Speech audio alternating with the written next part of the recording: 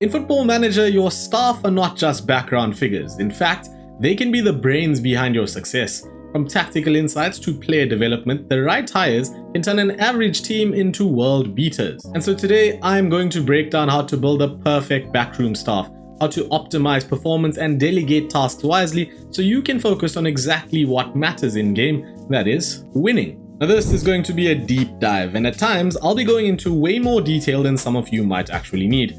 As most things overlap in FM, for this to be a comprehensive guide, I will have to talk about finances, training, and scouting to some extent as well. The goal to this entire video is to give you absolutely everything you need to know, even if you're brand new to the game. But before you turn away in fear of this being the most tedious guide in FM content history, stop. Take a deep breath in and have faith. There are chapter timestamps below that will cover all the sections you see on screen, so you can skip ahead to those that interest you. There's also an index in the description with various chapter outlines and of course links to useful resources and infographics that I use, with the hope that you can find exactly what you're looking for. Now if you find something useful in the video and you think it will be helpful to someone else, drop a timestamp in the comments. I would like to think that the FM community is still a supportive one, and let's keep that going. If you're new to the channel, welcome. I am BoiMaam, and this is hopefully the only video that you're going to need to understand staff in FM24. So let's kick things off by understanding the building blocks of staff members. Like players who have a bunch of visible and hidden attributes, staff members do too. These attributes are rated from 1 to 20, with 20 being the best you can get.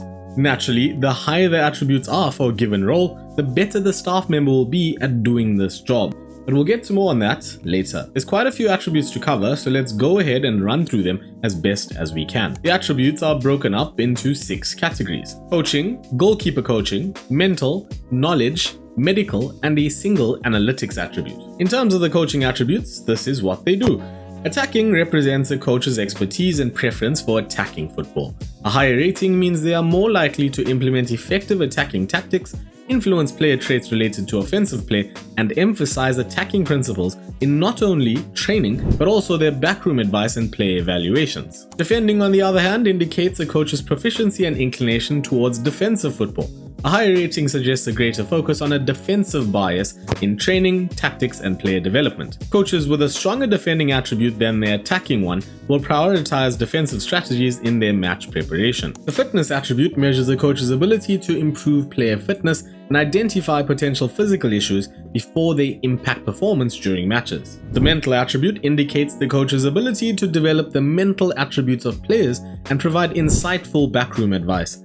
A higher rating suggests a greater influence on player mentality and decision making. Set pieces represents a coach's ability to design and implement effective set piece routines for both attacking and defensive phases of play. Tactical measures a coach's tactical awareness and ability to instill tactical principles in players. On the other hand, technical reflects a coach's expertise in improving players' technical abilities, particularly their work with the ball. This rating influences individual attribute training recommendations and the intensity of technical training sessions. Now the last one in this section is working with youngsters. This determines a coach's effectiveness in developing young players, in particular those under 19. A high rating means they can improve youth players more effectively, impact the quality of annual youth intakes in the case of the head of youth development, and influence board decisions regarding youth development infrastructure. Goalkeeper coaching is a specialist area that is made up of 3 attributes. Goalkeeper distribution reflects a coach's ability to develop a keeper's distribution skills,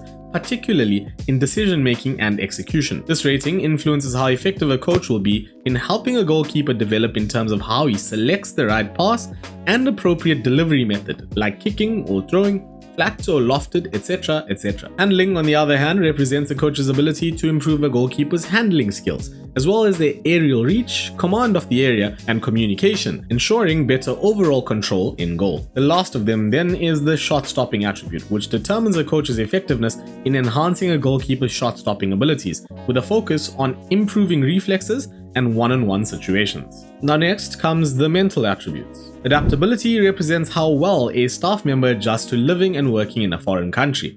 A higher rating makes them more open to relocating abroad, while if it's low, good luck trying to get them to understand the local takeaway menu, never mind learning a new language. Determination reflects a coach's personal drive and ambition to succeed.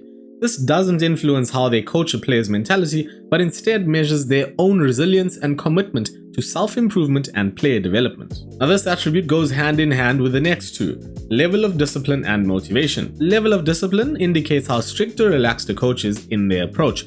A higher rating means they enforce discipline more rigidly, maintaining order and reducing player complaints. A lower rating suggests a more lenient approach, allowing players greater influence but potentially leading to less control. Motivating, on the other hand, determines a coach's ability to inspire and energize players. A higher rating improves effectiveness in team talks, training sessions, team meetings, and individual player interactions. Now, these three attributes are extremely important for coaches, but we'll speak more about that later. And to close off the mental section here, people management measures a staff member's ability to manage and interact with those around them, particularly players, but also, in the case of heads of department, other staff members as well. A high rating suggests strong leadership, morale management, and effective communication in areas such as training schedules, player interactions, and backroom advice. We then come to the 5 knowledge attributes. Judging player ability and player potential go hand in hand. These attributes are crucial for scouts, but also valuable for coaches and other staff members. A high rating ensures more accurate scouting reports and player assessments. Judging player ability helps evaluate a player's current skill level or current ability, making it essential for scouting transfer targets, analyzing opponents, or assessing squad members. Judging player potential, on the other hand, focuses on forecasting a player's long-term development, aiding in recruitment and youth development decisions. It essentially enables a staff member to make a more accurate assessment on the potential ability of a player. Now, like these two, judging staff ability is pretty much along the same lines. This attribute will dictate how good or bad a staff member is at evaluating the staff around him in terms of their abilities. It is quite useful in boardroom style roles like technical directors or directors of football. Now, another attribute that would be very useful to a director of football is the negotiating attribute. It determines a staff member's effectiveness in handling transfer and contract negotiations. A higher rating leads to better deals, securing players or staff at more favorable terms, while a lower rating may result in weaker agreements. And so we come to the last knowledge attribute, tactical knowledge. Now this is as it says. This attribute will determine how tactically astute the staff member is. It is determined by the experience that the staff member has gained in the football world and the depth of tactical understanding that they have developed over that time. A higher tactical knowledge rating will improve the quality of advice and the quality of decisions regarding tactical choices that the staff member is able to bring to the table. Now, talking about the table, there are 2 attributes that affect the injury table. Physiotherapy is primarily relevant for physiotherapists, and the attribute reflects their expertise in injury treatment and prevention. A higher rating indicates a more skilled physiotherapist and plays a role in conducting fitness tests, assessing injury proneness, and evaluating player medicals during transfers. Sports science, on the other hand, is an attribute that determines the ability of medical staff to manage player fitness and injury risk effectively. A higher rating helps ensure players stay in peak condition and are less prone to injuries, allowing them to maintain their regular match fitness. And so we arrive at the last of the visible attributes, analyzing data.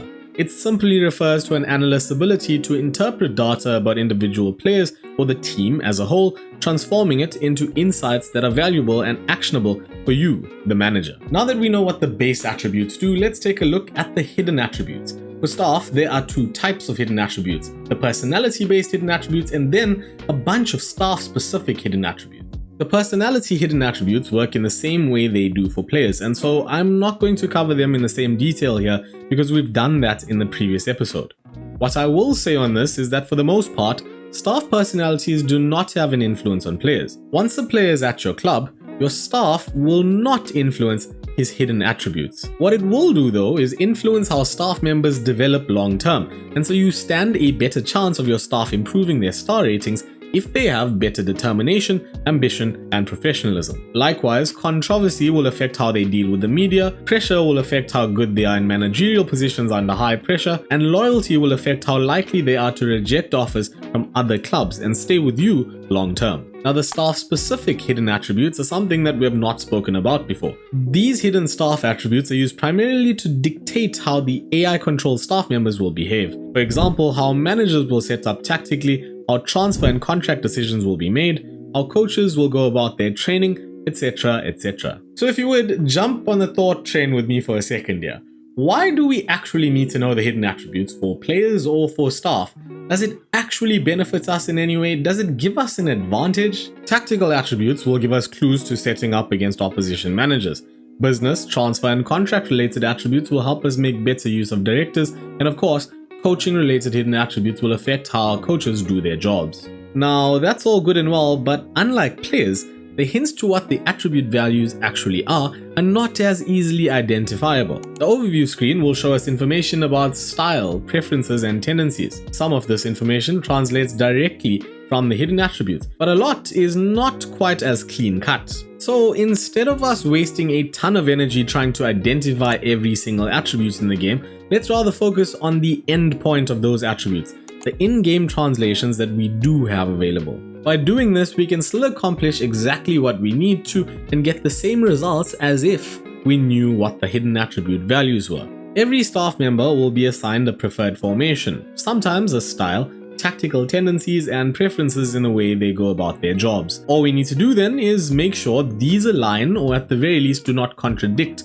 what we are trying to do. For example, you would probably not want a director of football with a tendency to target high-profile signings at a club that is cash-strapped. Now, there are a number of tendencies in-game that apply to two clear job responsibilities: the actual football side of things and the money side of things. You can see all those tendencies on screen and they are pretty self-explanatory, and so evaluating whether it will suit your club or not is quite easy. Now, do these tendencies even have an impact? If you're like me and do pretty much everything at your club with little responsibility assigned to other staff, tendencies will matter less, but the opposite is also true. If a staff member has a tendency related to a certain task that he is assigned control of, he will likely follow this tendency. Now, we'll talk about staff responsibilities later in the video, but the point here is to keep the tendencies in mind. Now, along with those tendencies, there are some set-piece preferences, and this very obviously will dictate how a staff member will go about creating set-piece tactics if they are assigned to do them. Again, they are pretty easy to understand and relate directly to the set-piece tactics screen. So basically, if a staff member like a set-piece coach is creating your set-piece tactics, they will follow these set-piece preferences. Of course, the formations are variable and each staff member has their own preferences in terms of this, along with the style in tactical style, playing mentality, pressing style, and marking style. Now here I can explain further as to why I don't think you need the actual hidden attribute values. Think of it this way.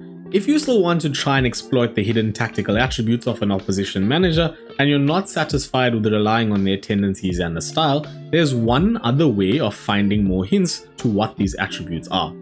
You're not going to find the actual attribute values, but you are still going to get a full picture of what's going on. All you need to do is tactically analyze the opposition. To do this, you can use the methods I've previously shown you or find some opposition reports in the data hub like this. It will give you clues to things like width, attacking, pressing, directness, and more. Beyond that, it will also provide analysis about the formations that the opposition usually uses. So even without knowing what the opposition manager's directness hidden attribute is, for example, you can still find out how direct he likes to play. So why then would we care about what that attribute value is, when the end point is to know how direct the team plays? Now, you could argue that the hidden attributes may be more valuable in a case like a director of football and knowing how he tries to make his signings. But again, the tendencies gives you that information as well. Now I hope from all of that you understand why I chose to discuss the hidden attributes in this way as opposed to the way we discuss the player hidden attributes. Because it's a lot harder to find in-game hints for the staff, it will make your life much simpler to focus on the endpoints. And apart from the examples I gave you, there are lots of ways to look at each individual staff member and get the same type of information that you would get by knowing the actual hidden attributes. Now, in saying that, we have covered all the building blocks that make up our staff. So let's go ahead now and focus on the individual staff roles, starting off with the coaching staff. Now, for all coaches, there are three key attributes: determination, motivation, and level of discipline. And these will play a significant role in how effective they are in training. Beyond that, specific attributes are important for each coaching type. The importance of the attributes in determining how effective a coach will be can be seen in the formula used to calculate their star rating. Now, for each coach, I will pop one of these cards on screen so you can see the specific formula and calculate the rating for yourself. Now, all in all, there are 4 types of coaches: fitness coaches, goalkeeping coaches, set-piece coaches, and of course, general coaches. Fitness coaches are responsible for training either quickness or strength. and in doing so focus on pace, acceleration, agility and balance for the former, and strength, natural fitness, work rate, and jumping reach for the latter. The fitness attribute is the primary attribute to focus on, aside from the determination, level of discipline, and motivation. From this point on, we'll refer to these three attributes as DDM. Importantly, fitness coaches are specialists that will only be able to coach the fitness categories in training. First team fitness coaches will be available for all squads, meaning you can utilize them even with your youth team. Now, importantly, if you choose to do so, you should also consider their working with youngsters attribute in this case. Now, like fitness coaches, goalkeeping coaches are also specialists that can work with all squads at the club and will only be involved in training one of two categories. Shot stopping focuses on improving reflexes, one-on-ones, composure, concentration, positioning, rushing out, and anticipation. Handling, on the other hand, is actually twofold,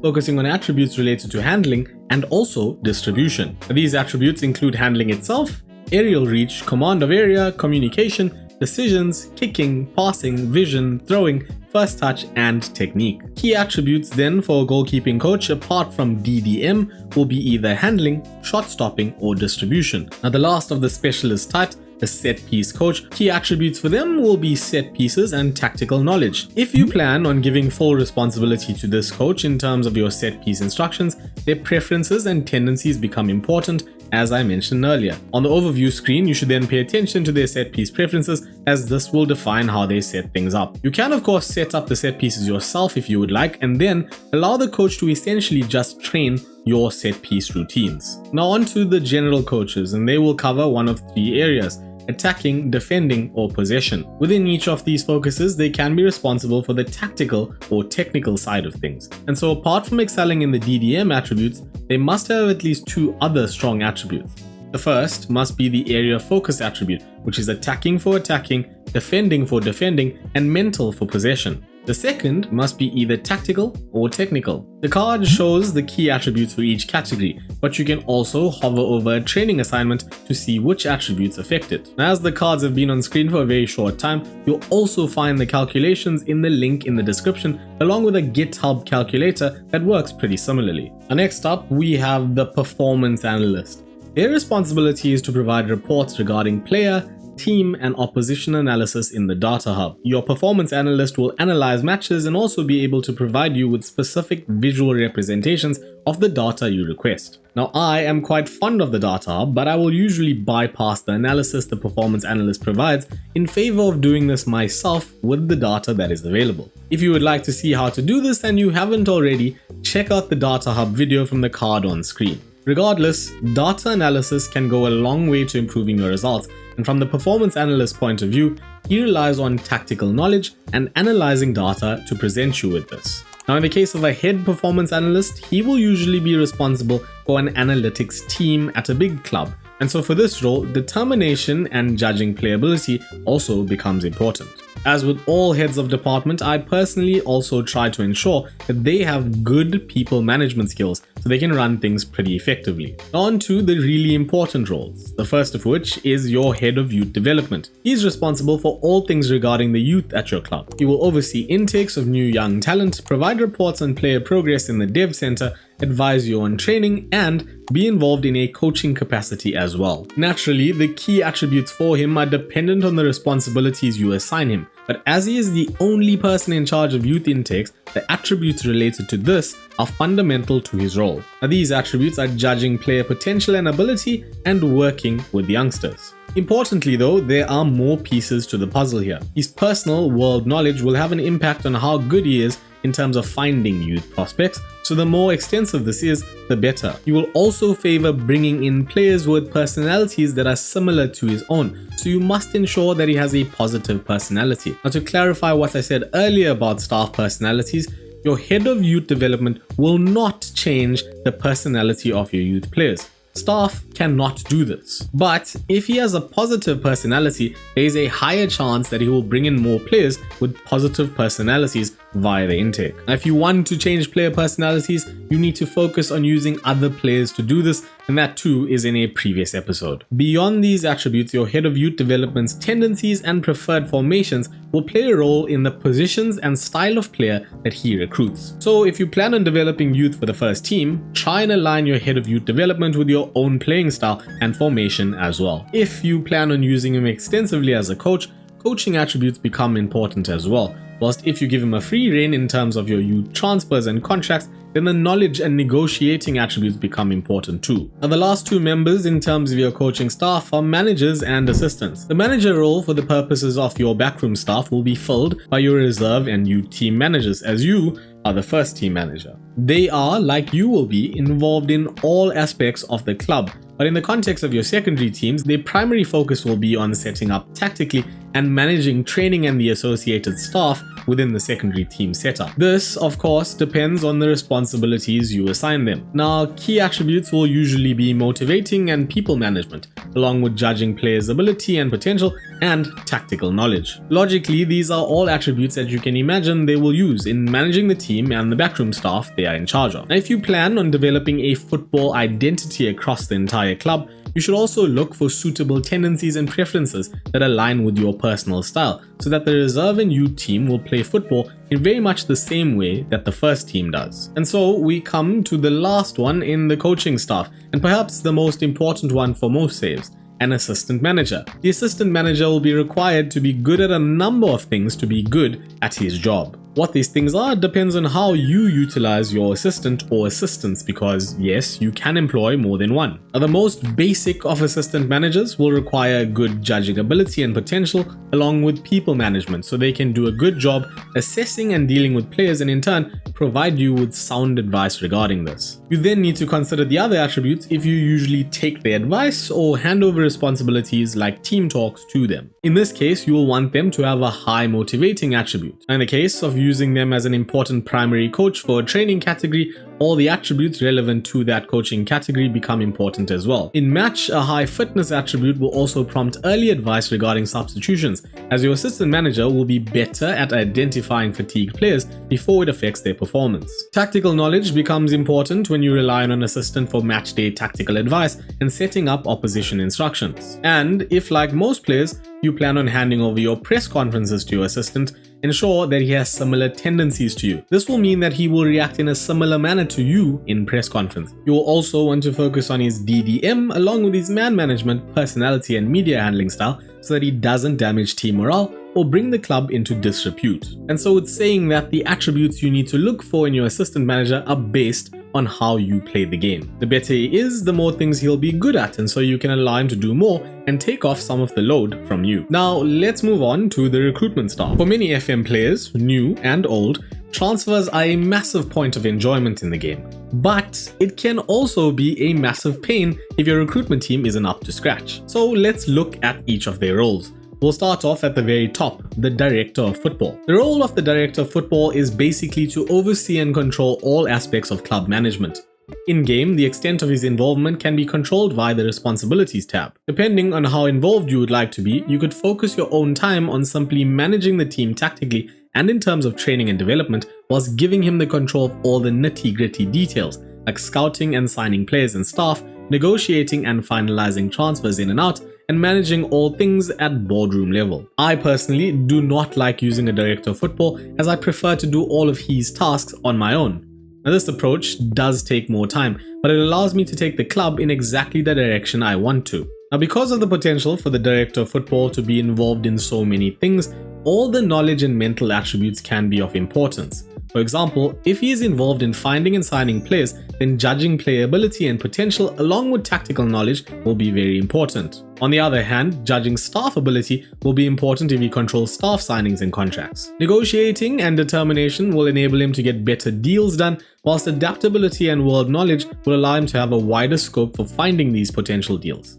If you are still learning the ins and outs of FM, using a Director of Football can be valuable, as you can assign them a lot of initial responsibility and then gradually take more on yourself as you become more comfortable with the game. Now, similar to this role, the Technical Director can be used to make the game easier, at least in terms of responsibility and time. The Technical Director's role can involve all boardroom management of staff at the club. This can include hiring and firing of staff for the first team, as well as the reserve and youth teams, dealing with contracts, and even making decisions on sending staff out on coaching courses. Now, the technical director can also provide you with feedback and advice regarding staff in terms of areas to improve or develop. As with the director of football, this is also a role that I do not use in my backroom, but he can assist you in taking some of the load off. If you do choose to use him, make sure that he has a good judging staff ability attribute along with a good negotiating attribute. Try to align his personality and style to your own, and also look out for good DDM and tactical knowledge. Now, the last of the boardroom style roles in the section is the loan manager. Like the director of football and technical director, he can take some responsibility off you and is particularly valuable when you have a high number of players at the club. He will be able to identify players that should go out on loan and find suitable clubs for them in terms of facilities and playing style, therefore giving them the best chance to develop while out on loan. You can of course do this on your own, but imagine having 30 players out on loan. It would certainly help to have someone take care of all of those deals and keep track of the players during the season. In the dev center, the loan manager will provide progress reports on players out on loan and can also provide you with more in-depth reports on request. The key attributes for his role are therefore judging player ability and potential, along with man management and analyzing data. Now, as we move down the line, we come to the chief scout and the scouts that work under him. Scouts are responsible for finding new players for the club, but can also aid in scouting opposition teams for analysis. You can send them to scout leagues, nations, teams, or specific players, and even assign them to watch players for a period of time to improve a player's interest in joining your club.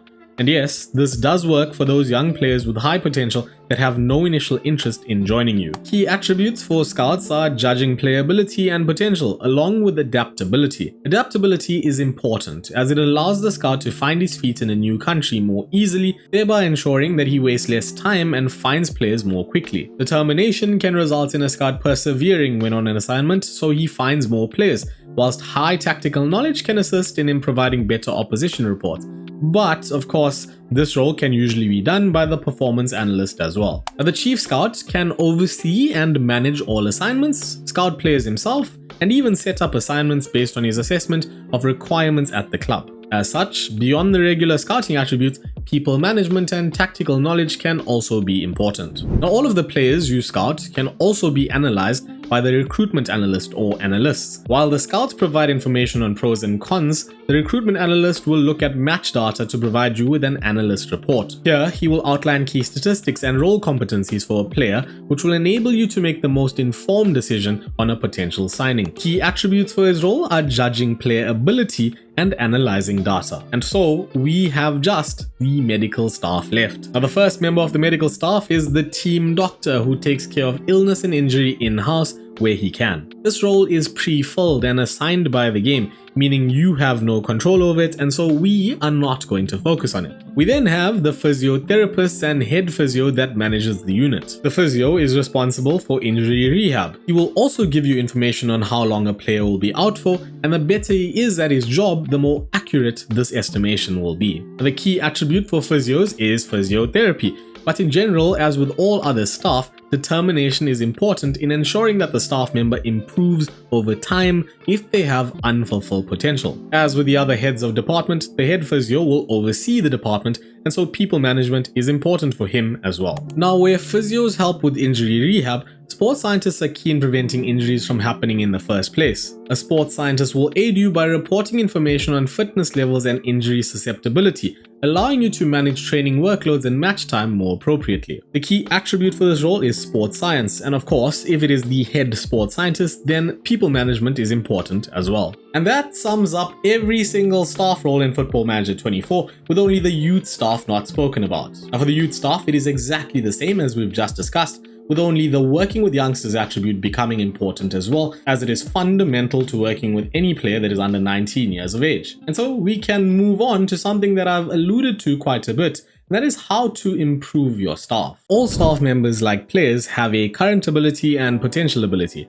This implies that over time they could potentially improve. And with the players, we can observe this potential, but with the staff, there isn't a scout report to give us the same clues. The key factors then in identifying that a staff member can improve will be younger age and lower coaching badge level. Younger age will mean that a staff member will have more time to gain work experience and improve in this way. Generally, this is a slow process that occurs over a number of seasons. Usually, staff members will gain small increases in attributes that are directly involved in their role. Example, a tactical possession coach may see increases in his mental and tactical attributes rather than in other categories like fitness or defending. Now, on the other hand, having a low coaching badge level allows for more room to grow in terms of qualifications. Studying for coaching qualifications can increase current ability quite quickly. Each increase in level will usually see the staff member's current ability go up by about 10 points. Now, while we're here, let's quickly look at coaching badges. Coaching badges range from no badge to the Continental Pro badge.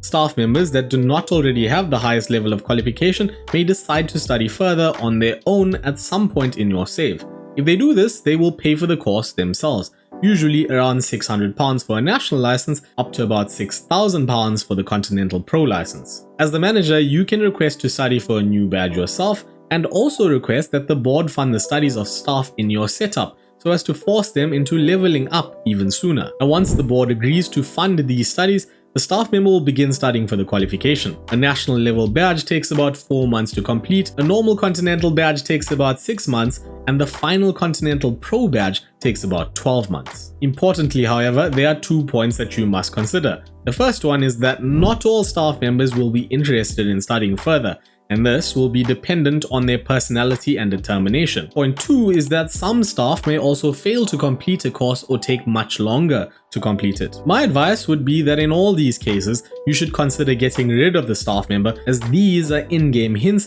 that they have already maxed out their potential ability and cannot get any better. Now, of course, if you've already got the best staff in class, then this doesn't really matter, but keep it in mind if you are punting on a young coach with lots of room to grow in terms of his qualifications. Now, while studying for qualifications is a great way to improve your staff, remember that they will also be less effective in their duties during the studying period. Meaning that if you are working with a small number of staff, sending one away to study may severely hinder your club's backroom capabilities, particularly in the case of coaches.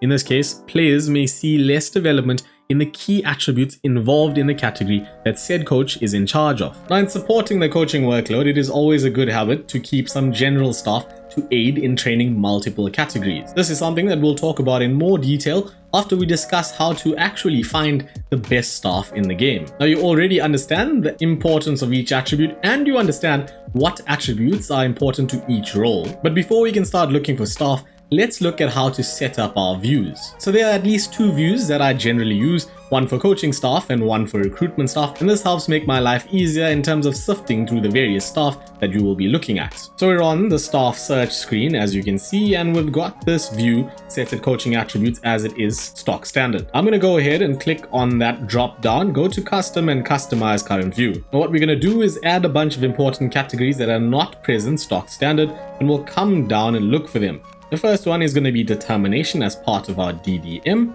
We'll come further down and look for level of discipline, which is right there, and add that, and then motivating as well. Now that covers our DDM, and there are 2 more important things to add. The first one is personality, which, as I mentioned to you, is quite important. And then we'll come all the way to rating and add that as well. Once you've clicked add, you can go ahead and click OK, and you're going to get something that looks basically like this. Now the rating is currently off the screen on that side, and we can go ahead and just right click and say auto size all columns, and it'll make it a bit easier to look at. Now I will generally neaten up this view to look something like this. Now the most important aspects for the coaching staff will be that rating for the preferred job, the personality, your DDM, and then of course all the coaching attributes. So the mental attributes I've organized it something like this, and so you can go ahead and copy this if you would like it as well. Now these views will allow you to see all the important information required to find the best staff pretty easily, but before we search, I'd like to point out 2 things. The first one is that the staff that you will find here is based on the world knowledge of the club. The wider your knowledge is, the more staff become available. The next point is that you will only be allowed to sign staff that are actually interested in signing for your team. This interest is based largely on your financial muscle and your club's stature and reputation, where the bigger your club is, the more likely people want to work for you. Now with that in mind, let's look for some staff using an example to highlight a few different methods that you can go about doing this. The first method we'll look at is finding some specialty staff, in this case a coach that is very good at training one category. As an example, we're going to say that we're looking for a technical attacking coach. I'm going to go to new search and click on staff role, coaching, change this up to coach, and then pick some attributes that we know are going to be important for this. As always, we'll start off with the DDM and then add in technical and attacking. Now the game does make it a little bit easier for you if you want. You can clear all attributes, come down here to the drop down that says highlight key attributes for role, go to coach roles, coach, and then find the attacking technical coach, and you'll see that it highlighted pretty much the same thing. But once you've selected the attributes, you can click on search criteria in the top left, and then go ahead and decide how you're going to filter this. As you can see here, there are currently 0 people found because we've got all the attributes set at 15. Now I like to start as high as this and then gradually come down. By clicking the minus sign on top, you're going to decrease all the attributes by 1, and you can keep doing this until you find a bunch of staff. In this case, we found 4, but of course it would be a good idea to have a look at a few more, so we're going to decrease it one more time. Now with 15 staff members to look at, we're in a pretty good place and we can go about sifting through them to decide who would be best for our team. Now's the point where I must tell you what this rating actually tells you. As you can see here, there's a technical director at the very top, Armand Garrido, and then a coach, Nicola Kakia, next. The rating is actually the rating for the preferred job of the staff member rather than the rating for what you're looking for. So keep that in mind as you sift through the staff. Of course, you could still try to sign Armand Garrido in a coaching role. If he takes up that position, good for you. But let's say for this case that we skip him and then look at the following coaches. Now here, the next 6 to 7 are all rated 3.5 stars, all preferring to be coaches, so we're on a pretty even keel. We're then going to differentiate between them based on their personalities, and in this case they actually have pretty similar personalities, so there's not much to look at there. Now the finances, as always, are important, so we can go ahead and try and offer a few of them contracts and see who takes the lowest wage possible to get the job done. Of course, other factors can be considered as well depending on the level of your club. As I said earlier, age can be really important in determining whether a staff member has a bit of potential to get better. And of course, if you are concerned about them getting better, you can also go in here, insert a new column, come down to coaching, and add the coaching qualifications tab as well. Resize all the columns again so that it looks cleaner, and then make a decision based on this. As you can see here, Pandasanda is 29 years old with a Continental A license, which means he definitely will have a little bit of room to grow based on the fact that he's already fairly determined and has a good DDM. His attacking and technical attributes are pretty similar to everyone else, so that, I think, would be a pretty decent signing from what we have to work with. Now, the last thing you can do to differentiate between all of them is to go into their profiles and actually have a look at their style, formations, and other things like their set piece preferences or even their tendencies, which in this case Nicola Kakia has none. And if those suit you, then it will only be for the better. And so with that, I hope that you can find the best specialist for your club. Of course, you could do the same thing by looking at the mental attributes and searching in a similar way for exactly the type of scout you want. Now for the second method, let's look at how we would go about finding a general coach, because as I said, we would want to have a bunch of general coaches as a supporting cast to your lead coach for each training category. Now we will get onto how to set that up, but let's go ahead and find one of those general coaches. We'll go again to new search. We'll then pop in our DDM again as we do. We can then go to search criteria, add an additional condition, go down to general, hit rating, and change the star rating up to 4 stars. And then we've got just 8 that we can have a look at. Now you're pretty much certain that all of these guys have a good DDM and a good rating. And then you could go and sort by individual attributes to find someone that will be of benefit in a certain coaching category. So there are some subtle differences between the first method and this one. In the first one, we controlled specific attributes so that we could find the ideal coach for one particular training category. But this will give you a method to find coaches for any category because you can go ahead and just sort by a bunch of the various attributes. Now, the reason I said this is for general supporting coaches is because from the screen, I can find coaches that are good in a number of categories. And ideally, because I want to use this coach in multiple categories, I want him to be good at quite a few things. Now, if I did filter here and add technical and attacking, let me show you what happens to this list. I'm gonna go ahead and hit OK, and yep, we have 0 staff now found. So if we go back and just remove technical and attacking, we'll get back to our 8 people, and all this shows you is that sometimes limiting by specific attributes will decrease the numbers quite a bit, because although these coaches may be good in multiple things, they're not exactly good in specifically technical and attacking. Now you could also go about doing this in a slightly different way by removing the rating column. So make sure that this is set to coach, so that you do have someone that is willing to coach the club. Pick attributes again and select all the general coaching attributes. So we'll leave out goalkeeper attributes, fitness and set pieces. We'll add in defending, attacking, mental, tactical and technical, and then go ahead and hit the search criteria and change the match here up to 7. And then we can keep tinkering with either decreasing the attributes as a whole or decreasing the amount that matches. I wouldn't go too low here, because then it basically makes the filter null and void. So we'll come down gradually until we have about 20 to work with. We've got a lot more here. Let's bump it back up to 7 and see if that works. We've got 22 people to look at, and there should be a pretty good mix. As you can see, a lot of them have some very good attributes to work with, so you can pick a general coach to fill in your backroom staff. Now, as the last thing, I want to show you one method that I sometimes use when searching for scouts. So this is not going to find you the best staff, but what it's going to do is help you improve your world knowledge. You can come to search, add an additional condition, come down to scouting, hit world knowledge, make sure that the drop down says is at least extensive, and then go ahead and click on a nation that you don't have good world knowledge in. In our case here at PAOK, we don't have very good knowledge of Asia or Oceania. So we can go into either one of these continents and then select a country, and I'm going to select Australia here just because even though they're in Oceania, they actually play in Asia in terms of continental competition.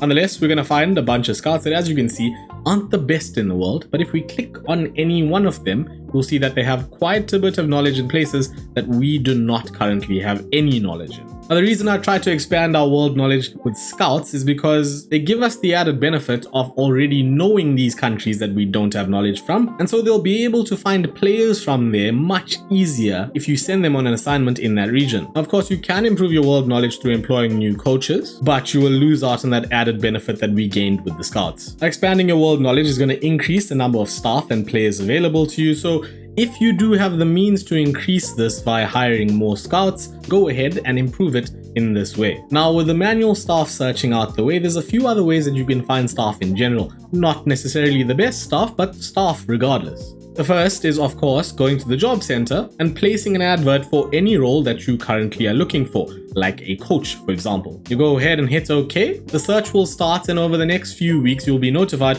of anyone that is actually interested in the job. Now, you can sift through them as the applications come through, and eventually you might find someone that is pretty helpful to your setup. Now, this method can be used for those of you that are not prepared to spend a lot of time searching for staff manually and instead would like to simplify that process. And so you can go ahead and do this. I would advise against this for the most part, and if you really do not want to be looking for staff on your own, go ahead and look for staff just one time, find a very good technical director, and then go ahead and ask him, like Fabio Rivera here, to find the staff for you. As a last resort, you can ask members of your squad or staff to suggest staff to you. In this case, we're going to go ahead and click on Andrea Zivkovic, discuss, go to advice, recommend staff addition, and you could ask him to recommend any role that you are looking for. Now, if he responds positively, he could give you an actual recommendation. So let's just click on find a coach. Nobody really stands out as someone I recommend. Sorry, that hasn't worked in this case, but it can at times. Of course, this is something of a last resort, and it's a little bit of an Easter egg in the game that isn't something that I generally use, but for the sake of completeness, I've gone ahead and shown that to you as well. One other alternative method is to poach staff. Now, if you're at a big club, you can go ahead and do this, but remember, you will be paying compensation fees like we spoke about earlier. You can do this by going to your staff overview screen, and then what I generally will do here if I try to do this, go to the areas that you aren't very good in, like goalkeeper handling coaching here, and you can see that AEK is the best in the league. Go ahead and click on that. We'll head to their staff, click on senior squad, go filter by goalkeeper handling, and this is obviously the man, Carlos Roa, that is currently doing the most of that job for them. And then we can go ahead and approach to sign him. In this case, he isn't interested in us, but as I said, if your club is big enough, you probably will be able to poach someone in this method. As I said, remember the compensation fee, which in this case would have been 425,000. Now, the neat thing about poaching staff in this way at a big club is you can directly weaken your rivals and strengthen yourself. But of course, your ability to do this will be dependent on your stature in the game and your financial muscle. Now on that, your finances are important, so now we're going to talk about the things that relate to exactly that, the boardroom level stuff. Staff numbers, contracts, and signings. Your board will set limits for the number of staff you can appoint in each role. You can see this in the staff panel as staff allowed versus those currently employed by the club. These numbers fluctuate based on financial status of the club and the club reputation. In general, you will be allowed to sign more staff when the club's financial status is secure or better, and when the reputation is higher. Occasionally, these limits may be inappropriately high for the level of the club, and by filling all of them, you will compromise the financial well-being of the club. As general advice, don't just sign more staff for the sake of. As with most things in life, only take the plunge if it actually has a purpose. Now, on the other end of the spectrum, you may start to see the need for more staff as you begin to grow the club you are managing. And so you can request more staff by discussing this with the board. The board will not always agree to your requests, but the higher your determination attribute for you as the manager, the more likely these requests will be granted. Now, the game uses this system of limiting the number of staff you can employ and also the wages that you can offer them to make sure that clubs don't go into financial ruin. Staff wages are deducted directly from the overall balance at the club and not from the wage budget. The wage budget is just for players. Staff with higher reputations will usually request higher wages, so keep this in mind when working on a tight budget. If you do still want to sign higher reputation staff, you may have to ask the board to increase the wages that are offered to that role. Of course, like asking them to increase the numbers, this can take a number of tries. Now, you should also consider the fees involved in signing new staff. Unemployed staff will attract no signing on fees, whilst poaching staff, like we just looked at,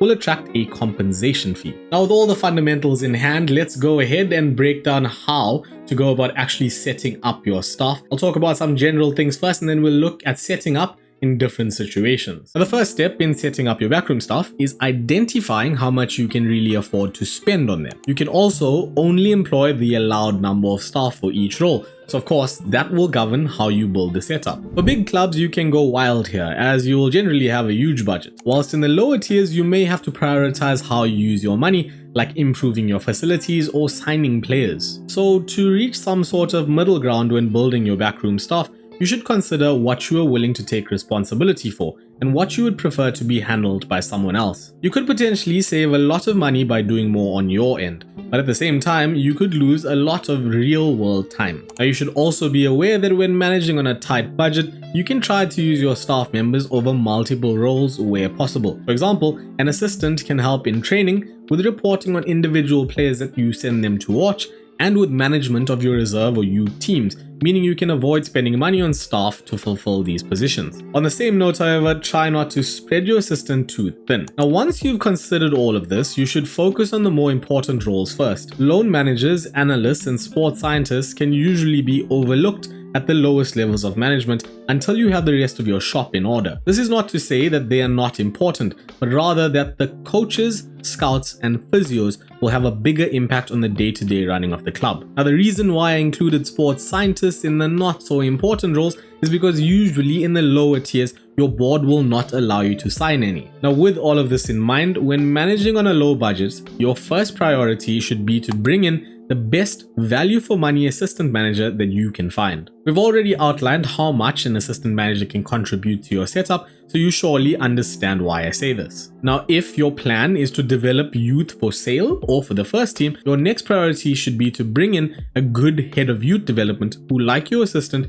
can contribute in a number of ways and will be available as a coach as well. You should then aim to have at least enough coaches to be on par in terms of quality with the rest of the league. The number of coaches won't affect this, but of course you may require more before you can max out in each of the coaching categories. Now, you can see how you're rated compared to the rest of the league by hovering over the bars in the staff overview. As you bring in new staff, repeatedly reassess this to ensure that you are filling gaps rather than stockpiling in just one category. There's no point in having 10 coaches that are excellent at attacking when you have absolutely nobody that is good in defending. In an ideal world, you should aim to have multiple coaches, often 10 or more, so that you can get as close as possible to 5-star coaching in every category with a light coaching workload for all categories, and ideally be well and truly the best in your division across the board. Now let's focus on training in a bit more detail so we can think about how we're going to go about setting up our coaching staff. In setting up your coaching, you can view your coach's workload and lead coach rating for each training category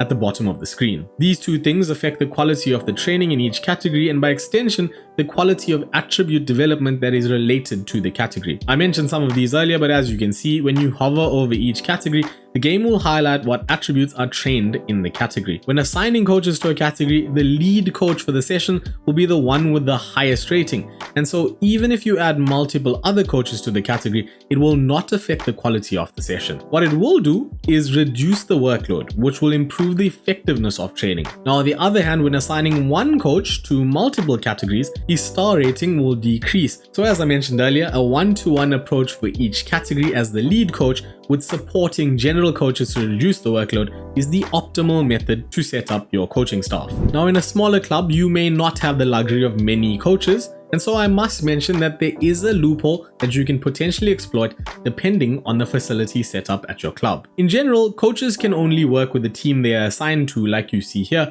with under 21 coaches being available in the under 21 training, but not in the first team training. However, in this example, you can see they are available for the first team and for the reserve team. This is because there is one exception to the rule, and that is that when your squads share facilities, for example, the youth and reserve team, the coaching staff that are present at that facility are available for assignments for either squad at the same time. This means that even if you are limited to just a few first team coaches, you can potentially use reserve coaches to better balance the workload when the facilities allow it. Now, I've said all of this, but let's go ahead and try and put it into practice to give you a proper look at how to go about setting up your coaching staff. We'll consider a budget setup and then one with a little bit more money. So first, we're going to look at a bigger club setup. We're at Man United here, so good finances and a lot of room to employ coaches. As you can see here, we can employ 10 coaches. We currently only have 7, and of course we've got a slot for a set piece coach as well. Now the nice thing here is United and their under 21s train on the same surface, so the coaches can overlap. Now I've removed every single assignment here in the training tab so we can manually do this. I'm going to leave myself out at the start and go through and try and make this as best as we can, and then add myself back in at the very end. Of course, we've got very good attributes here because we are the manager of Man United. We'll start off by ignoring our under 21 staff. This is something that I usually do, and then we'll go category by category. So first up is goalkeeping, and as you can see, George Vital's best category is highlighted here, so we'll go ahead and select him in shot stopping, and he's 4.5 stars, which is brilliant. Craig Mawson, one below him, could also be pretty good, but he's just 4 stars, and so we'll pop him in the other category, and he's 4 stars there. There's only one other goalkeeping coach in the setup, and it's the under 21s, Tommy Lee. We'll go ahead and pop him in, and as you can see, he wouldn't be better than George Vital or Craig Mawson in either of their categories, so we're going to use him to support the coaching workload, which now you can see is sitting at light for both, with a fairly good star rating for each category. I've got the goalkeeping coaching out the way. Let's go ahead and sort out the fitness coaching, the other specialist area. We'll see here that all of our fitness coaches, including the under 21s coach, specializes in quickness rather than strength. We're going to go ahead and compare all of them and see who's the best at doing this job. So Mike Clegg and Charlie Owen are both better than anyone else. We'll leave them there for now, remove Paolo Gordino and our under 21s coach. We'll pop Gordino over on this side and he's 3.5 stars, and then go and you can pretty much toss this up and see who you want to put where. Because Clegg has the higher level of discipline, I'm just going to go ahead and pop him on strength and see if that works. He's sitting at 4 stars there. So now we have 4-star coaching for both the fitness categories. We'll then use Gordino to balance the workload along with Mike Golden to do the same thing there. Now I have 4-star ratings for both categories with a light coaching workload. The last of the specialist categories is set pieces. We do not currently have a set piece coach, but we do have Andreas Georgeson, who is pretty good in set pieces, so we'll pop him in there. And unfortunately, he's just 3.5 stars, so that's definitely an area that we can possibly improve. Now let's move on to the general categories. So we're going to start off by just assigning everyone to the category they are best at and see where we can go with this. So sometimes what you're going to find is that even though a coach is extremely good in one category, he can still be pretty good in another. Mark Dempsey is a decent example of this. He's 4-star in technical possession coaching, but as you can see from his attributes, his defending is just one off his mental. So if we remove him from this and pop him in technical defensive coaching, we still get a 4-star there. Now that leaves just me to assign, and I can assign myself to either tactical attacking or tactical possession. As you can see, it dropped the star rating by me taking on 2 categories, but because I'm supposedly better at tactical possession coaching, I'm going to go ahead and drop tactical attacking, leave that on 4.5 stars. Now every coach is assigned to a role, but we're still lacking someone to take on tactical attacking coaching on their own, and we do need some supporting staff to cover the workload. The main issues in terms of workload then will be tactical defending coaching and tactical possession coaching, plus possibly tactical attacking coaching. So we're here on the staff search tab again, and we're going to try and find a new tactical attacking coach. We're going to go to coaching, coach, then pick attributes like we did earlier, select attacking, tactical, and then of course our DDM. Leave all at 15 to start and then gradually lower them to get some options. Gonna head down to 13 and we have 2 people. We'll drop it down to 12 and we'll see that now we have 23, and we can sift through the best of these. We are already sorted by rating.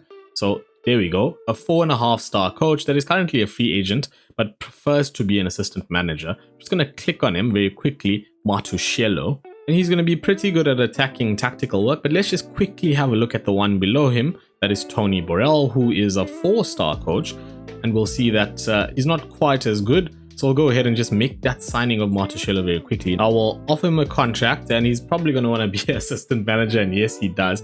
Now, for the purposes of this, just to make this speed up a bit, I'm going to offer him a contract as an assistant manager. He will still be available to your coaching team, but as you can see, that demands a very high wage, which we can afford here. So we're just going to do it so that we can fill up our coaching spots. But in general, this is one of the reasons why you want to avoid trying to sign staff that don't prefer the actual job you're trying to employ them for. And even at the very rich clubs, consider the finances.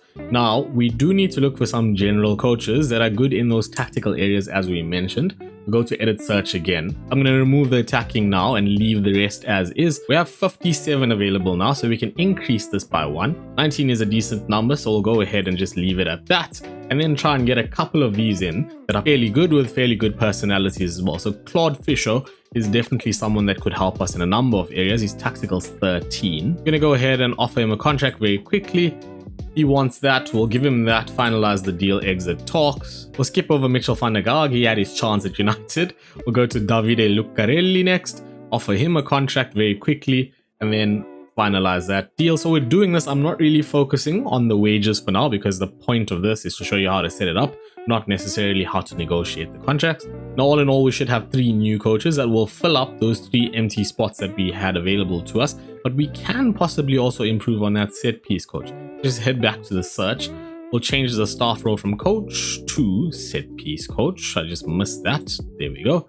We're then going to remove tactical and of course add in the other attributes that are relevant to set piece coaches, set pieces and tactical knowledge. Go back to search criteria and then we'll start dropping this a bit just to get a few more options. So we're currently sitting with just 1 and still just 1 and still just 1, and now we're sitting at 4. So we don't have the most options here, but definitely someone that is already better than Andreas Georgeson. We're gonna go ahead, hit OK, go to Fernando, who's currently at Real Hispalis. We're gonna have to pay a fee here to bring him across. Now the one thing, as I said earlier, is you need to check up on the set piece preferences when looking at a set piece coach if you're going to ask them to do the set pieces themselves in terms of the responsibilities. He prefers outswinging deliveries that are aimed for the central area with balanced attacking numbers. In defensive terms, they usually mark the near posts, defend the box with a fairly high line, but balanced defensive marking, so not man-to-man or zonal. Now again, for the purposes of this, we're just going to go ahead, offer him a contract and try and bring him into the squad.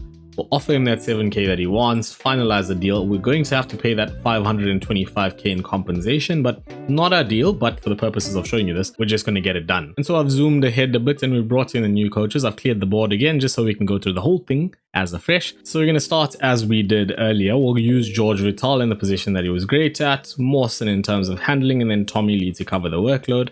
We now have a set piece coach in Fernando, so we'll pop him in there. He's 4-star, better than Andreas Georgeson was.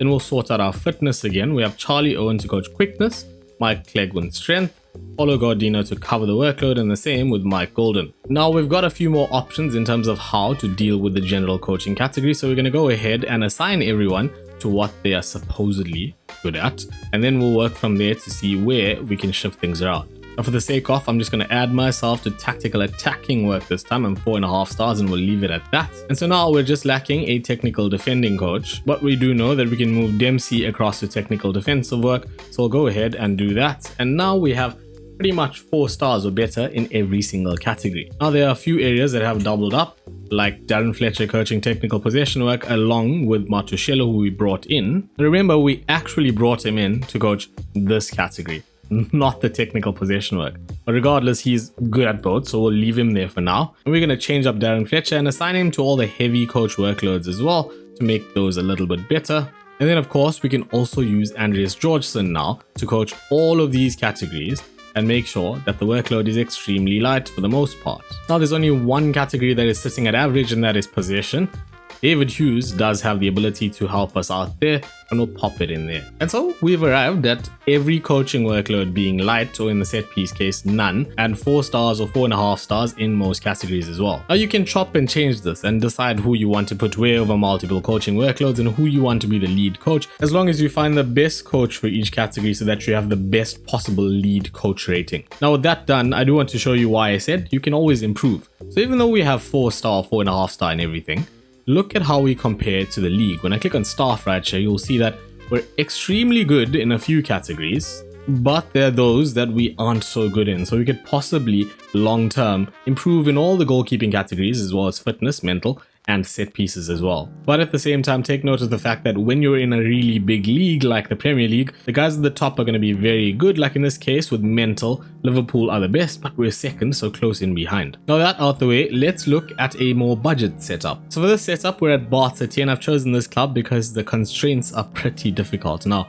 we currently have 3 coaches and we're only allowed 2, which means we can't really make any changes to our coaching staff that are at the club already. If we go ahead and try to improve one of these coaches, we won't be able to sign them unless we decide to work with 2 only. That means we need to get rid, and we're just not going to do that because the numbers are definitely going to help. And there's only one area that we could possibly bring in another coach, and that is via the head of youth development. But let's go ahead and have a look at what we're actually working with. So this is how it's currently set up. We're going to clear the board. Now I have decreased my attributes to be appropriate for the level. We'll remove all and then see how we can go about doing this. Now there's 3 clear things that you can do here. 1, you can sacrifice a bit in terms of coaching workload by leaving it on maybe average in favor of higher lead coach ratings for each category. 2, you can do the opposite and let those lead coach ratings be a little bit higher in favor of lower coaching workload. Or 3, you can prioritize. I will talk about what I mean by prioritize after we look at the first 2 examples. So we just have one goalkeeping coach in Sidley Adams. We're going to pop him in both and then move on to the general training categories.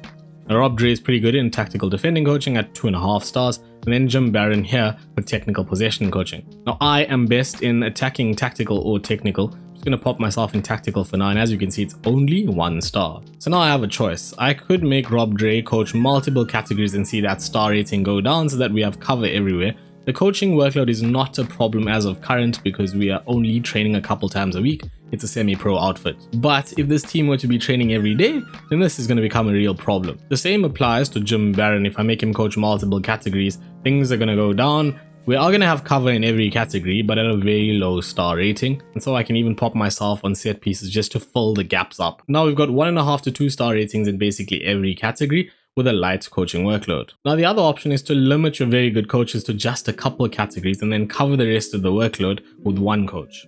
In this case, I am the worst coach, so I will be covering most of the categories. Yet again, we'll go Sidley Adams for both the goalkeeping roles. Rob Dre will pop into his tactical defending role, but as you can see, he's also pretty good at mental coaching, so we'll pop him in as tactical possession as well. I dropped that rating to 2 stars, but 2 is still better than 1.5 stars. I will do the same thing for Jim Barron. We'll pop him in as a technical possession coach, and then we can see that he's not particularly good in anything else, but he will make a decent-ish technical attacking coach and a decent-ish technical defending coach. We've got 2 stars for all 3 of those now. And then I can pretty much just fill the rest of the gaps with myself at a 1/2 star coaching rating. So here you're going to be prioritizing a certain few aspects of your coaching. And although it isn't ideal, nothing really is ideal in this kind of situation when you just don't have the numbers. Now the one thing I will say is that if you choose to go this method by trying to be very good coaching a certain few categories, and of course that's going to mean that the attributes that those categories cover are going to be better trained. Remember that the physical attributes seem to count the most in the lower leagues at least. And so that would mean that if you're going to prioritize anything in terms of the star ratings, prioritize the fitness categories, particularly quickness. So because we can employ a head of youth development here, I'm going to go ahead and bring in a head of youth development that has a good fitness rating. So we're going to come and start a new search, try and find a head of youth development, and then go ahead and pick a bunch of attributes that we want to filter by. Of course, for head of youth development, it's going to be just judging playability potential and working with youngsters, as you would see if we highlight the key attributes of the role. But in this case, as I've mentioned to you earlier, if you're going to give them the responsibility of coaching as well, you do have to include those coaching attributes, and that is going to make this a pretty difficult search. We'll start off by including the DDM, and then fitness as well, because that's what we want him to do. Then go to search criteria, and we're going to have to drop this a lot before we get anyone available for the position. And so with it dropped to 6, we have 2 people listed, and funnily enough, one of them, Chris Beardsley, is pretty good in fitness coaching. His motivation is not ideal, but he has a pretty decent level of discipline and determination. He's also just 39 years old, but he does have that Continental Pro license already. Nonetheless, we're going to go ahead and bring him in. Now, because our teams don't train on the same pitch, the head of youth development is not going to normally be allowed to train with the first team or even the reserve team. What we can do then, especially at this low level, is offer him a secondary job. The secondary job will not fill up a spot as per the allowed staff. We're then going to go ahead and make him a fitness coach as a secondary job. And so now you can see that Chris Beardsley has joined our coaching staff. On the staff panel, it still says that we have 3 out of 2 coaches, but now 1 head of youth development. Now you could possibly try and work this loophole into other things like employing scouts that are willing to coach. Not very likely that you'll be able to do it, but you can try nonetheless. The same goes for any other available spots that you may have open. So now we're going to go and prioritize again, and we'll put Chris Beardsley in that category, quickness. We'll pop Jim Barron in technical possession. We'll pop Rob Gray in tactical defending. Sidley Adams in both the goalkeeping roles. And then we can work around in whichever method we choose to fill up the rest of the spots. Now you can decide on the 2 approaches that I mentioned earlier. We're going to aim for roughly 2 stars in most things and try to keep everyone around that. But of course, it's going to be a pretty difficult task for the most part. And so we'll make do until we can find some coaches that are better. Now, if you do choose to prioritize beyond just focusing on quickness in the lower levels, you can focus these priorities on your strengths or weaknesses. Say perhaps you had some really good strikers and you were scoring a lot of goals in the league. You can double down and focus on attacking coaching to be even better at this, or make sure that you are even better at it by removing all the other assignments for the coaches that are coaching attacking categories so that they have the highest possible star rating. Of course, then you're going to be sacrificing other areas. On the other hand, you could focus on your weaknesses. Maybe you are a team that is scoring a fair few goals, but you're conceding far too many, and so you want to focus on making sure that that weakness, your defending, is covered better. And you can do the same thing. You can focus your resources on your defending to make sure the star ratings there are even higher. Again, at the cost of some of the other areas. The other thing is you could just focus on what your tactical style is. Now, if you're a possession-based team, for example, by keeping the ball better, you're going to reduce the amount of chances that the opposition has merely because they don't have enough of the ball. And you're going to improve your chances of scoring because you do have a lot more of the ball. So then in that case, it might be wise to focus most of your resources on actually coaching the possession categories and leaving everything else in the hands of someone that isn't quite as capable. All in all, in some way or the other, you're going to have to make a sacrifice in terms of lower level coaching, but that choice of what to sacrifice is completely up to you. I personally will try to balance most of this to get the highest possible star ratings that I can for most categories. But there's also one other little thing that you can do to find out where you should be focusing. The Data Hub will provide great insights as to where you're lacking in your game, and then you can choose to focus on those strengths or those weaknesses. Something as simple as the XG table, which will usually tell you if you're outperforming or underperforming in defense or in attack, will usually highlight what you need to focus on, and so you can use this pretty easily without doing too much work. We'll take, for example, Olympiacos here, who are -4 in expected goals. They probably need to make sure that they're a bit better in terms of coaching their players to score more goals. And then OFI here, who are +12 in the expected goals against. They probably need to do a bit more in terms of goalkeeper coaching or in terms of their defensive coaching and possession work. But you get the point, you're going to have to figure out to some extent what you actually need to be focusing your coaching on if you decide to prioritize one area over the others. Now onto our recruitment staff, and we're going to keep this really simple because this isn't a video on how to set up our scouting, which can be done in a number of ways. In fact, I do have a lower league scouting video somewhere here for you, so you can check that out. Now yet again, when setting up this team, you need to consider your responsibilities again and what you would like to take charge of. If you want to work with the director of football and technical director to sign your staff, go ahead and do that. At a bigger club, try to sign as many scouts and recruitment analysts to maximize your world knowledge and your scouting coverage. Ideally, you don't want your scouting coverage to look like this. Now, at a smaller club where you have limited numbers, you want to try and fill those spots with the best possible staff you can find. Here, you can use the mental view we created earlier and then sort by rating initially, then hold down your shift key and secondary sort by judging ability and judging potential. You can then find the best possible staff to fill those gaps. Now, ideally, you want at least one scout that is very good at judging ability and one that is very good at judging potential. This will allow for you to find players that are good enough for the first team and then also some youth players that have good potential for the future. If you don't have a performance analyst, you can change things up, sort by rating again, then tactical knowledge as a secondary and analyzing data, and find one of the scouts so you can use him to analyze the opponent. In the case of Nick Pasquet here, he looks like he could do a number of jobs for this club. And that is basically that for recruitment. The more, the better, but keep it within the budget. And so the last stop is the medical team. Again, the more the better, unless it is compromising your finances. At the low levels, as I mentioned, you might not have a sports scientist. And in fact, in this case, we're quite lucky because we have a head of sports science, even though we aren't allowed one. Ideally, long term, you should try to push your board to bring one in, and then ultimately you should aim to have the best physiotherapy and sports science ratings in comparison to the rest of the league. Now, from what I have found, at least in terms of physios, the quality of the physios rather than the number can have a greater impact, but within context. Nonetheless, at least a couple of physios for each of your squads is a good idea, and the same with sports scientists. And so those are some basic and simple ways to go about setting up your staff.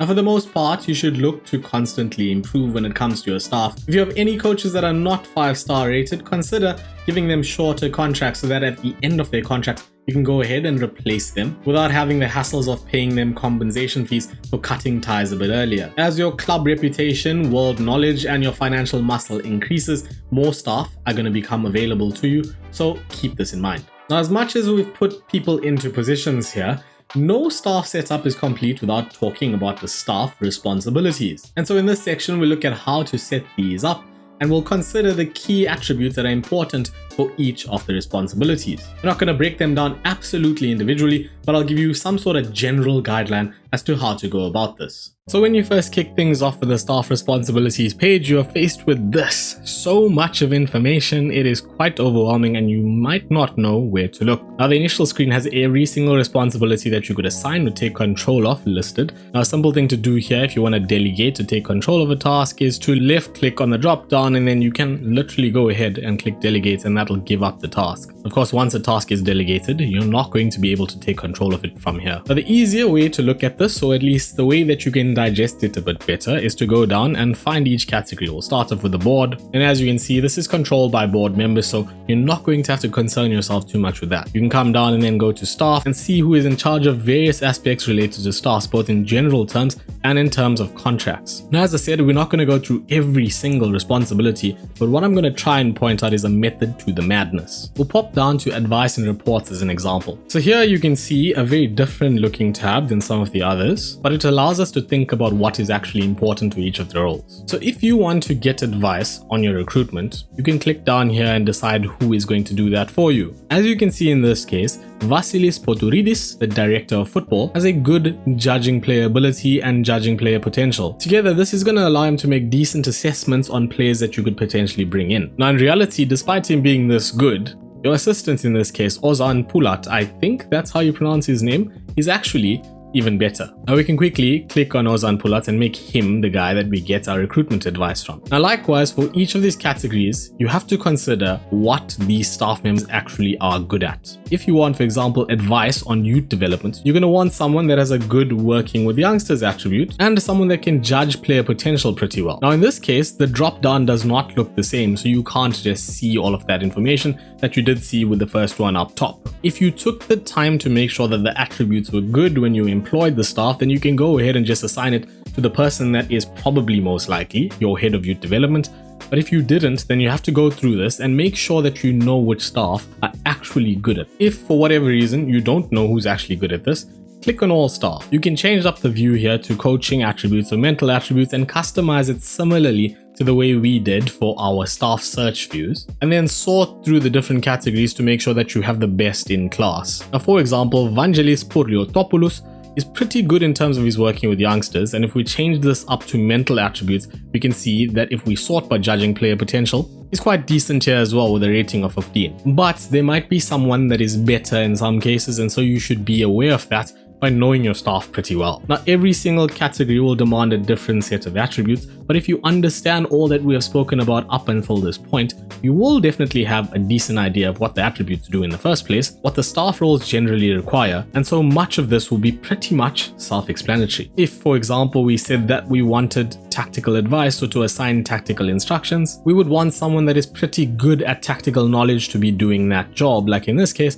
Ozan Pulat is pretty decent at tactical knowledge and good at judging playability. Again though, if they are going to be making decisions on what you do, then you do need to consider their style, formations and preferences. Naturally, a person with a balanced pressing style like Pulat here is going to ask you to press less of the opposition in the opposition instructions than someone like Kolo Toure who would prefer to press more often. All of these things need to be kept in mind when assigning the responsibilities. Now, there's no one set way to assign the responsibilities. You're going to have to make decisions on what you want to be in control of and what you don't want to be in control of. When you don't want to be in control of something, you can just click delegate and it will automatically go to someone.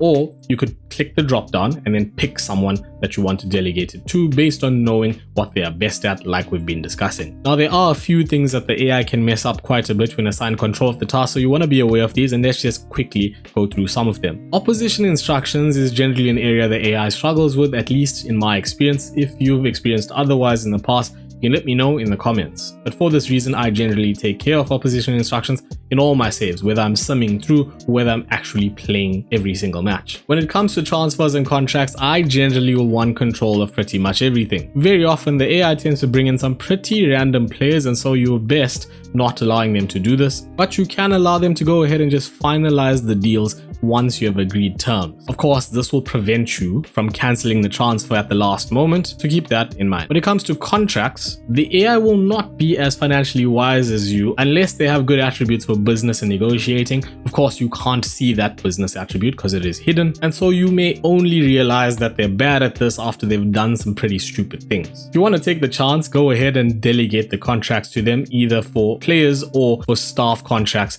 as well, because as you can see, you can delegate the task of contract renewals for each of the staff categories available at the club. Now, in the set pieces here, I'm currently in charge of the first team set pieces, but you can go ahead and delegate this if it's something that you don't want to concern yourself with. Of course, you'd want to pick the person with the best set pieces rating and tactical knowledge for this. This is something that I don't think the AI is bad at, so if you have a very good set piece coach, you can go ahead and just pop him in here. Now, when it comes to training, the AI isn't the greatest at this either. They're pretty decent in pre-season, but during the season, they tend to get a lot wrong and mess up your training schedules. So if you're quite well aware of how to set up your training schedules, or you've downloaded some, I would advise that you use yourself to lead first team training rather than anyone else at the club. In pre-season, because the focus is pretty much just on getting fitter for the season, you can delegate it to them for that period. But of course, making sure that your team get fit is pretty important, so maybe you just want to take training all on your own. Now, if you want to get through the game super quick and you just want to play season after season,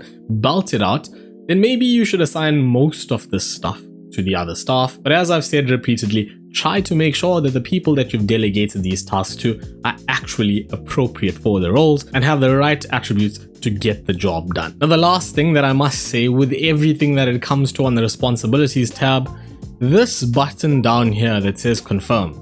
It's often the most overlooked button in the game, and you might spend a lot of time setting up these responsibilities, then click on another tab and all your hard work will be undone because nothing will be saved. So make sure that you click confirm before you head out of the responsibilities tab. Now, we have pretty much covered everything important in dealing with staff in FM24, but there's one miscellaneous topic that I want to cover, and that is turning a player into a staff member. As a player gets towards the end of their career, they will sometimes become interested in taking up a non-playing role. You can find this out in any player over 29 years old by looking at the information page on their profile and checking up on their long-term plans. A note such as this one will be suggestive of a potential staff role for the player in the future. You can then talk to the player by going to discuss, then advise, then recommend possible future staff role. If the player responds positively, they will be more likely to take up the role you suggest. My advice would be that you try to suggest a role that is in line with their plans so as to increase the chances of a rewarding interaction here. Now, when a player retires or is ready to take up a staff role spontaneously or after one of these interactions, you will be able to view their staff attributes in addition to the player attributes. Now, in some cases, you will be able to send the player on a coaching course before they have accepted a non-playing role. Completing badges will boost their staff attributes so that when you eventually transition them into a staff role, they will be more ready for it. Now, you must remember though that like when you send a player on a leadership course, you will not be able to use the individual training focus for the player in training until the course is completed. So if you're trying to train an individual attribute for a player that is transitioning into being a coach, keep this in mind. Now, all in all, if you would like to take a punt at making one of your players a superstar coach, manager, or other staff type, here are a few tips. The best players to try this with are those with strong personality types, with good levels of determination, leadership, ambition, and professionalism. This will at the very least carry over into a strong base for good mental attributes and potential development, which, as you know, is incredibly important. Now, once you find a suitable player, try to create a development pathway for him. Early coaching courses, as mentioned, will aid here, and if this is not possible, focus on improving his leadership. You can then consider offering the player a staff role in the reserve or youth team when you next deal with contracts or staff signings. For coaching and managerial roles, you can try to develop individual attributes by assigning the player to specific coaching categories as mentioned earlier. Example, if you want him to improve his attacking and technical attributes, make him coach the technical attacking category, and ideally under someone else that is even better at this job. This will mean that he does not compromise your coaching, but at the same time gains valuable skills and experience which will slowly improve his attributes. Now remember that if the player has a high enough staff potential and wants to go into a managerial role, he will eventually outgrow the role of reserve manager or assistant to you. And that means that he may eventually take up a first team managerial role at a different club, and one day the student could school the master. But regardless, it definitely is a pretty exciting thing, taking a wonder kid from a youth intake into a world-class player and then eventually a Hall of Fame manager, for example, all in the same save. So if you are interested in doing something like that, go ahead, give it a crack. Now we'll close off this video with me giving you some general FM advice. It goes without saying that staff is pretty important in FM24. I mean, I've spent all of this time talking to you about it, so don't neglect it. Whether you choose to delegate the tasks or take them upon yourself, spend time making sure that someone that is able to do them appropriately is in charge of them. Never ever be satisfied with what you already have. Try to stay on the lookout for staff improvements from time to time and then go ahead and upgrade when it makes sense. Once you have the budget to do so, consider bringing in younger staff with lower coaching qualifications so you can develop them and they will eventually replace your very good staff when they retire, or they may even become much better than what you already have. By doing this, you can ensure that their wages are relatively low, as for the most part, these younger staff with lower qualification levels and smaller reputations will demand less of you. Now on that, balance your staff with your financial constraints. Don't sign too many high reputation staff or too many staff in general that will potentially overwhelm your budget. Financial stability is key to success in Football Manager. And as one final point that we can end off with today, there are so many ways to play Football Manager. People will tell you that there is a right way and a wrong way. The level of depth you want to experience the game in is completely up to you, and so I say the only way to play is the way that you actually enjoy it. Now that said, if you've enjoyed this, if you found it valuable, drop me a like, hit share, hit subscribe, hit that notification bell as well. And until the next one, please take care and laka check you. Bye!